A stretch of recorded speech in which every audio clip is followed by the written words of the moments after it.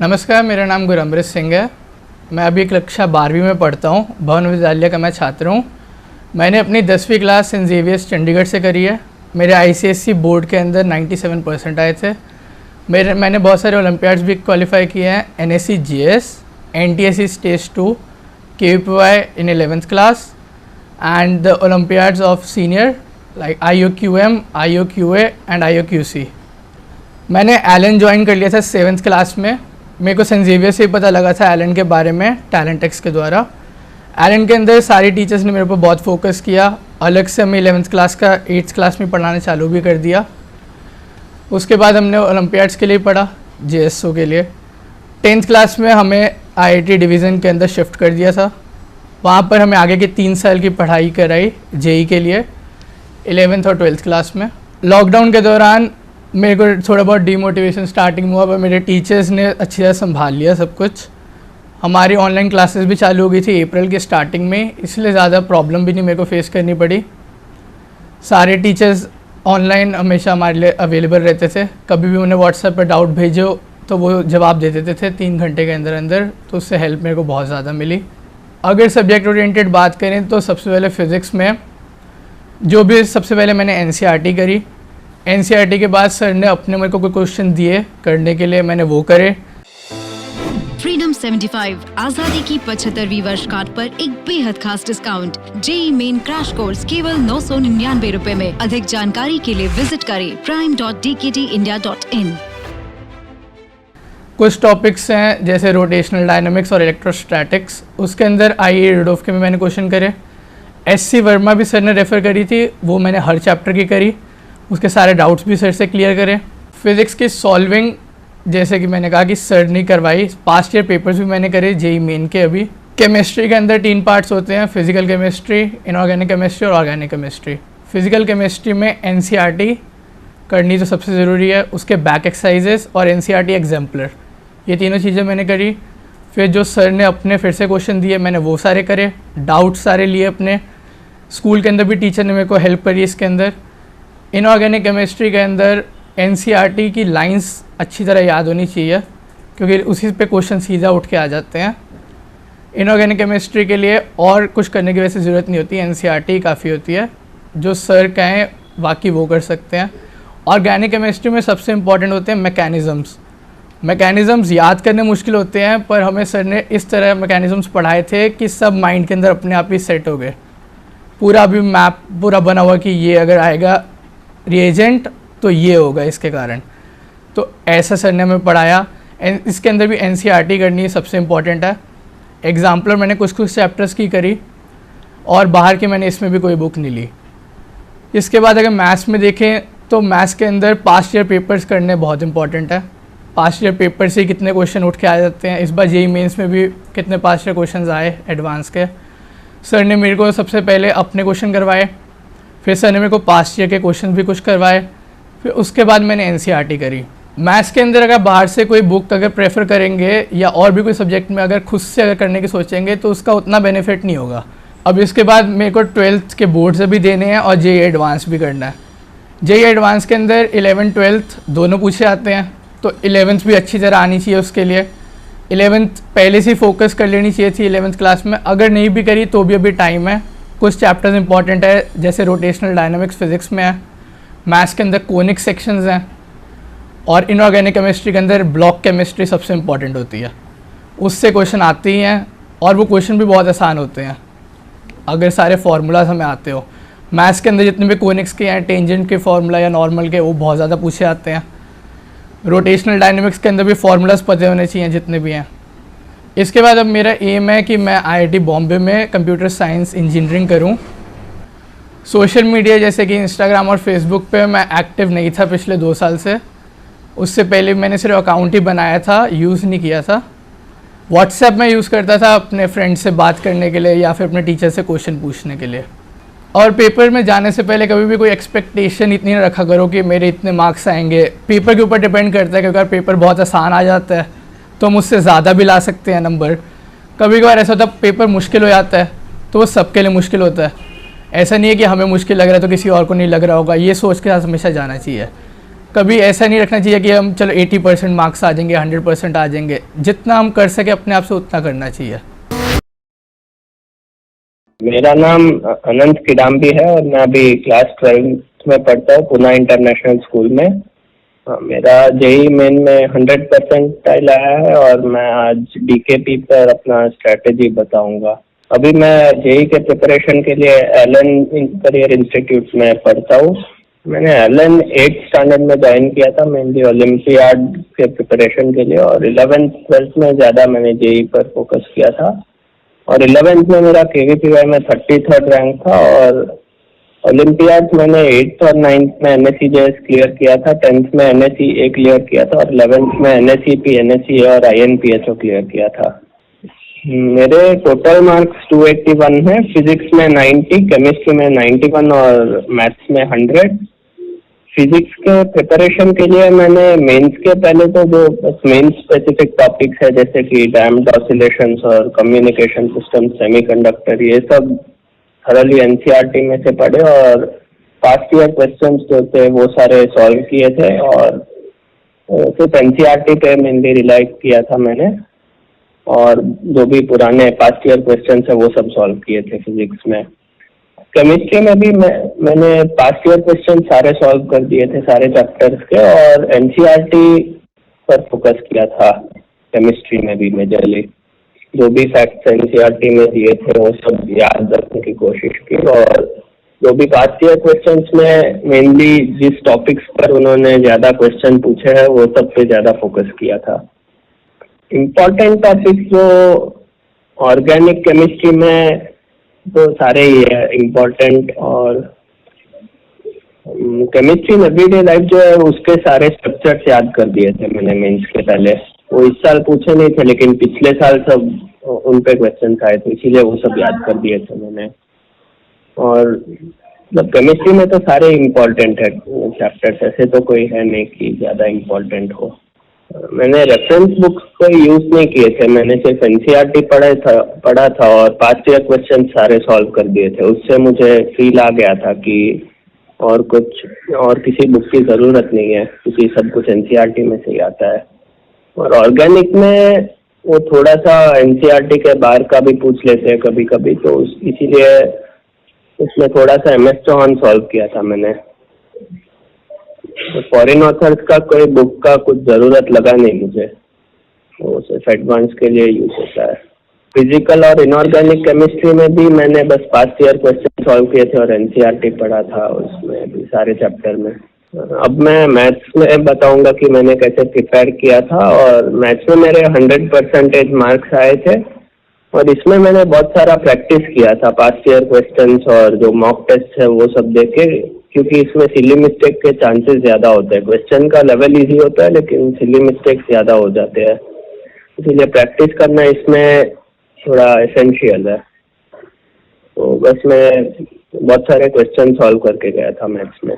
ऐसे एग्ज़ाम के 1 महीने पहले से ही मैंने मेंस का प्रिपरेशन स्टार्ट किया था। उसके पहले मैं एडवांस के लिए प्रिपेयर कर रहा था और उस 1 महीने में मैंने मैथ्स और फिजिक्स ज़्यादा किया नहीं था। मेजरली मैंने केमिस्ट्री को ऑलमोस्ट सारा टाइम दिया था और दिन में 10 घंटे में से 2-3 घंटे मैं मैथ्स और फिजिक्स करता था, बाकी पूरे टाइम केमिस्ट्री कर रहा था।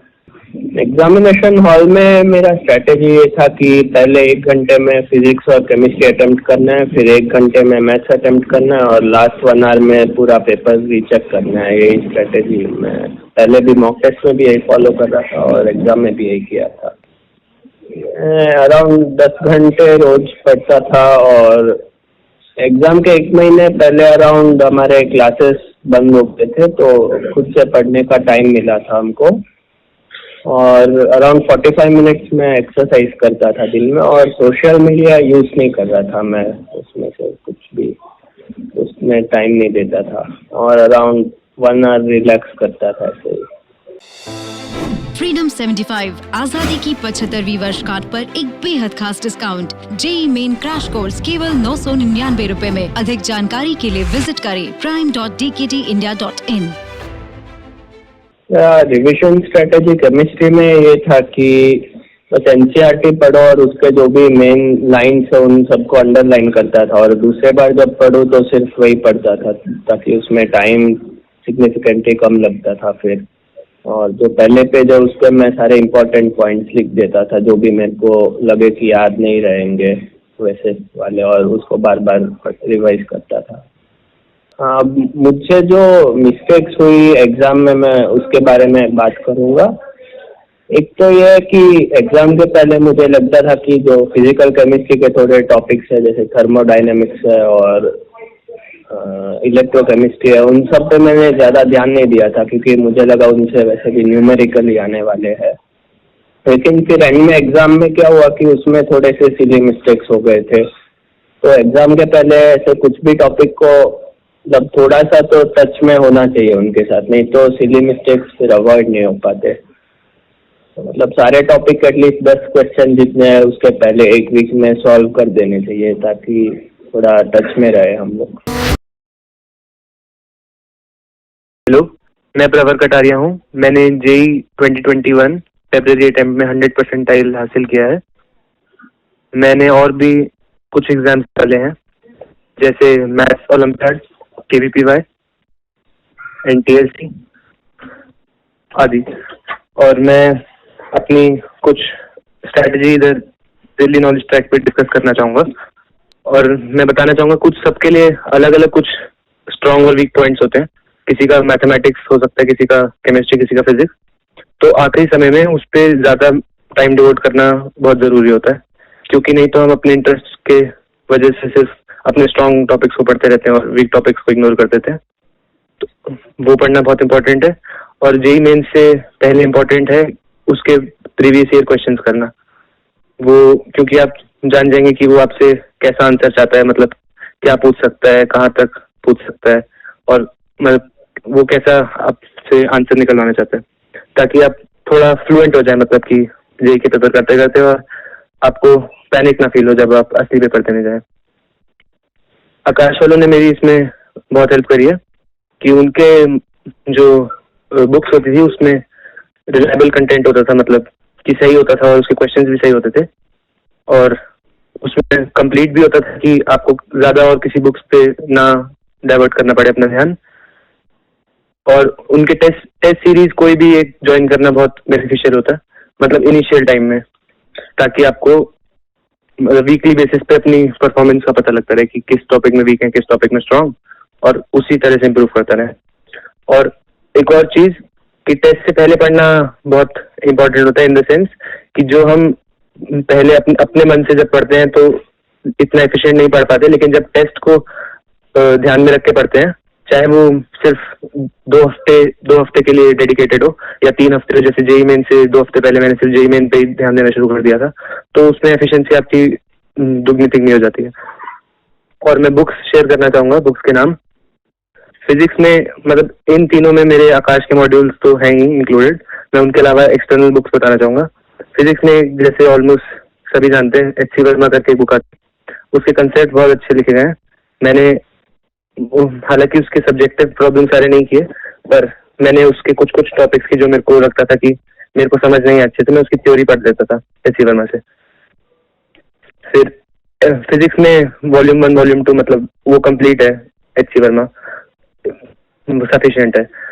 और केमिस्ट्री में जेई मेंस के लिए स्पेसिफिकली वो एनसीईआरटी इंपॉर्टेंट है, स्पेशली इनऑर्गेनिक के लिए, और ऑर्गेनिक के लिए कुछ कुछ चैप्टर्स है।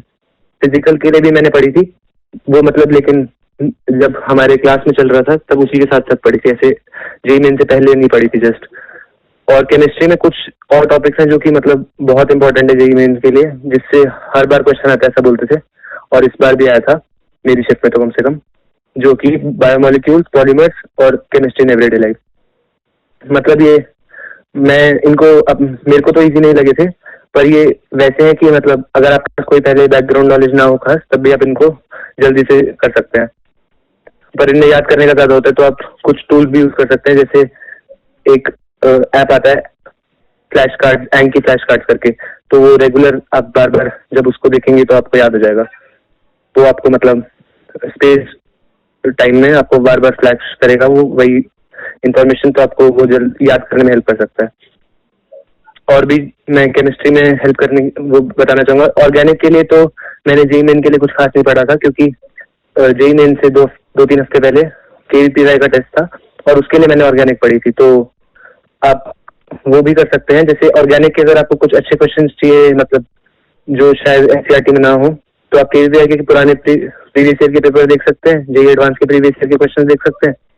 तो ये तो सफिशिएंट है, बहुत ज्यादा, मतलब मोर देन सफिशिएंट है। फिजिकल के लिए एक न्यूमेरिकल बुक इंपॉर्टेंट होती है, अगर आपके पास अपनी कोचिंग की वो नहीं है तो, जैसे कि आरसी मुखर्जी आप देख सकते हैं, या फिर एन अवस्थी, कोई भी एक मतलब सफिशिएंट है, दोनों लेने की जरूरत नहीं है। और बुक्स तो हालांकि मैंने बहुत दी थी, पर मैं इतनी सारी रिकमेंड नहीं करना चाहूंगा, क्योंकि वो मैं खुद नहीं पढ़ पाया। मतलब ज्यादा इधर उधर नहीं करना चाहिए, नहीं तो कुछ टॉपिक्स बीच में छूट भी सकते हैं अगर आप इतनी सारी बुक्स पे जाएंगे तो। और मैथमेटिक्स में मैंने हालांकि क्वेश्चंस के लिए कुछ लैंग्वेज खरीदी थी, उसकी ट्रिग्नोमेट्री वाला पार्ट किया था मोर देन हाफ, पर मैंने बाकी कंप्लीट नहीं करी, क्योंकि मेरे आकाश के मॉड्यूल इनफ हो जाते थे और उसमें क्वेश्चन बैंक्स आते थे फिर प्रीवियस ईयर जेई, और मैथ मेरे को लगता था मेरा स्ट्रॉन्ग पॉइंट है, तो मैंने उस पर आखिरी में इतना ध्यान नहीं दिया जेई मेन परस्पेक्टिव से।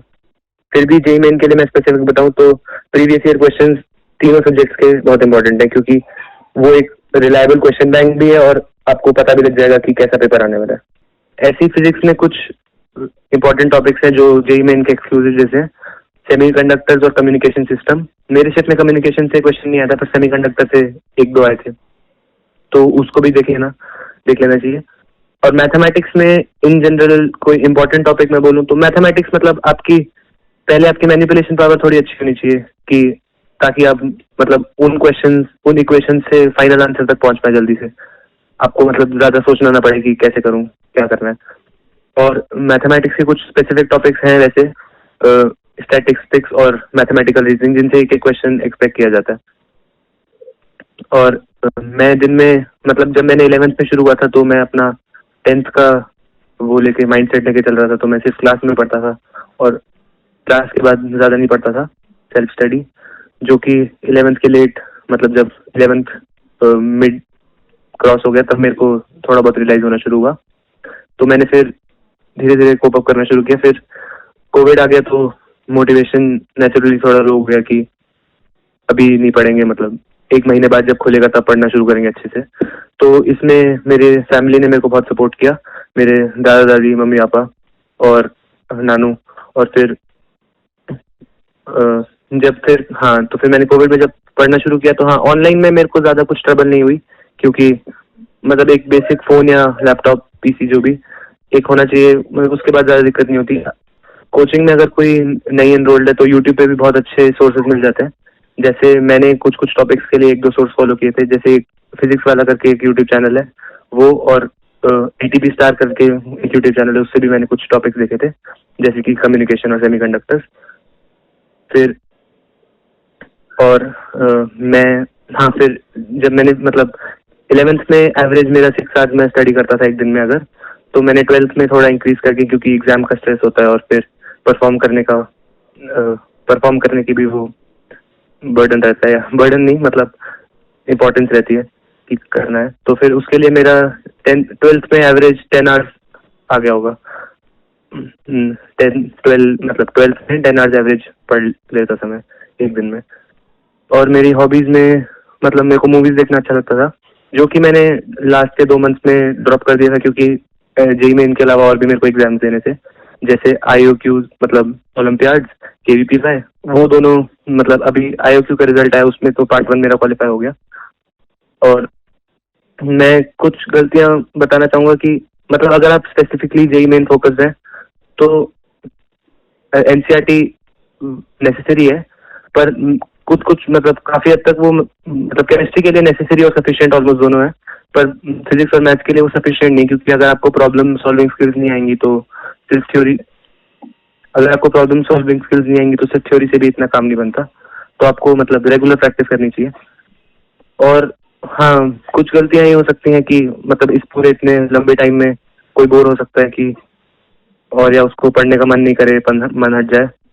तो मैं तो मतलब अपने पीयर ग्रुप्स की वजह से भी बहुत मोटिवेटेड हुआ था, क्योंकि जब आसपास पढ़ने वाले होते हैं, मतलब आकाश में मेरे जो फ्रेंड्स थे वो पढ़ाई में बहुत अच्छे थे और मतलब पढ़ने वाले थे, तो उनकी वजह से भी मैं मोटिवेटेड रहा था। तो मतलब मैं कभी, मेरी पढ़ाई ऐसे कम्प्लीटली अबैंडन नहीं हुई कि मैं छोड़ के बैठ गया। कभी कभी होता है कि कुछ दिन अप्स एंड डाउन्स रहता है।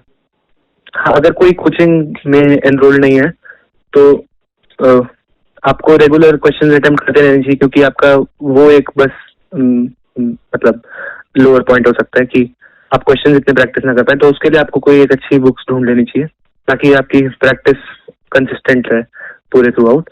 और सोर्सेज तो अवेलेबल है ही, जैसे मैंने आपको नाम बताया था, यूट्यूब। और फिर लास्ट मोमेंट पे मतलब मैंने कभी फिजिक्स और मैथ्स के ज्यादा फॉर्मूले नहीं याद किए, क्योंकि वो मतलब मैं जेई एडवांस की मतलब मैं कोई स्पेसिफिक फोकस करके तैयारी नहीं कर रहा था 2 साल में, मतलब कि किसी एग्जाम को, मतलब main broad mind JEE advance की तरफ था, पर ऐसे कोई मैंने मतलब उसके स्पेसिफिक पेपर्स कर रहा हूँ ऐसा नहीं किया था। तो मैं मतलब सिर्फ इंटरेस्ट के लिए भी फिजिक्स और मैथ्स पढ़ता था। तो इसलिए उससे इंटरेस्ट नहीं छूटता कि आपको ऐसा नहीं लगता कि बहुत लंबा टाइम है और फिर आप बीच में कहीं रुक जाते हैं। तो एक वो प्लस पॉइंट है। और हाँ, और लास्ट मोमेंट में ज्यादा पैनिक नहीं करना चाहिए कि ये छूट गया। तो आपको काम रहना चाहिए। और उससे थोड़े टाइम पहले जैसे फॉर्मूला के लिए मैंने एक ऐप का नाम सजेस्ट किया था, एंकी फ्लैश कार्ड्स करके, वो इम्पोर्टेंट है। और मैं ये बताना चाहूंगा कि जेई मेन में जो मेरे को फील होता था कि मेरी preparation almost up to the mark थी, पर टाइम का कभी कभी प्रॉब्लम रहती थी। तो मैंने अपने मॉक टेस्ट को कम टाइम में अटेम्प्ट करने की कोशिश करी, तो मेरा फाइनल पेपर भी जल्दी अटेम्प्ट हो गया था, जो फाइनल मॉक टेस्ट में होता है। क्योंकि अगर आप जल्दी अटेम्प्ट कर लेते हैं, मतलब अगर आपकी स्पीड ज्यादा है, तो अपनी एक्यूरेसी इंप्रूव कर सकते हैं बाद में रिवाइज करके। तो वो भी एक प्लस पॉइंट होता है। और फिर कोई पैनिक सिचुएशन में भी आप कोप अप कर लेते हैं, क्योंकि आपके पास स्पेयर टाइम होता है। मेरी एग्जामिनेशन अटेम्प्टिंग स्ट्रैटेजी थोड़ी वियर्ड सी थी बिल्कुल 2 साल। जब हमारा ऑफलाइन टेस्ट करवाते थे 11th में, तब तो मैं बहुत जल्दी जंप करता था सेक्शंस के अक्रॉस और क्वेश्चंस के अक्रॉस। पर जब ऑनलाइन मोड शुरू हुआ, तब मैंने धीरे धीरे आदत डाली एक एक सेक्शन को एक एक टाइम में करने के लिए। पर फिर भी मैं मिनिमम 1-2 बार तो जंप करता था। कोई क्वेश्चन अटकने लग जाए तो जल्दी जंप कर लेता था, ताकि मतलब उस पर ना टाइम वेस्ट हो, ना फिर ना कॉन्फिडेंस डाउन हो। और मतलब एग्जामिनेशन में सबसे इम्पोर्टेंट ये होता है कि पैनिक नहीं होना, क्योंकि मेरे को भी एग्जाम के बीच में लगा था कि या 1-2 क्वेश्चन मतलब ये अटक गए। मतलब एक साथ जब क्वेश्चन अटकने लगते हैं तब थोड़ी घबराहट सी हो जाती है। तो उसके लिए मतलब एग्जामिनेशन में 1 मिनट रुक के सोचना होता है कि अपने प्लस पॉइंट देखने होते हैं कि कितना कर लिया, और फिर देखना होता है कि कितना मतलब और क्या क्या कर सकता हूँ, अभी पैनिक होने से कोई फायदा नहीं है, ऐसा सोचना होता है। तो 1 मिनट रुक के आप ब्रीदिंग कर सकते हैं, ऐसा कुछ। मैं ये बताना चाहूंगा कि कंप्यूटर बेस्ड टेस्ट को कैसे कोप अप किया जाए, क्योंकि अगर किसी को आदत नहीं है तो उसके लिए मुश्किल हो सकता है। तो आखिरी के कुछ मॉक टेस्ट जेईई मेन से पहले आपको कंप्यूटर पे देने की कोशिश करनी चाहिए। मैंने केवीपीवाई भी दिया था और उसके भी मॉक टेस्ट दिया था, तो मतलब वो भी ऑनलाइन बेसिस पे ही था, तो बिल्कुल सेम पैटर्न होता है। तो उससे आपको प्रैक्टिस हो सकती है। और आपके जो अगर इंस्टीट्यूट्स के मॉक टेस्ट हो तो आप वो कर लीजिए, नहीं तो ऑनलाइन भी अवेलेबल होते हैं मॉक टेस्ट कुछ साइट्स के, आप उस पर एक बार ट्राई कर लीजिए। वो इम्पोर्टेंट होंगे, क्योंकि कंप्यूटर पे थोड़ा मतलब कंप्यूटर पे फ्लुएंट होना जरूरी है, नहीं तो मतलब उस टाइम आपको पैनिक हो सकता है। और अगर आपके पास कंप्यूटर नहीं भी है, तब भी आप बिल्कुल चिंता मत करिए। वो कंप्यूटर मतलब ऐसा कुछ नहीं है कि आपसे नहीं होगा, कोई रॉकेट साइंस नहीं है। आप बस, और इसलिए आपको थोड़ा हमेशा टाइम स्पेयर रख के करना चाहिए, ताकि पैनिक कम से कम क्रिएट हो। फ्रीडम 75 आजादी की 75वीं वर्षगांठ पर एक बेहद खास discount. JEE main crash course केवल 999 रुपए में। अधिक जानकारी के लिए विजिट करें prime.dktindia.in।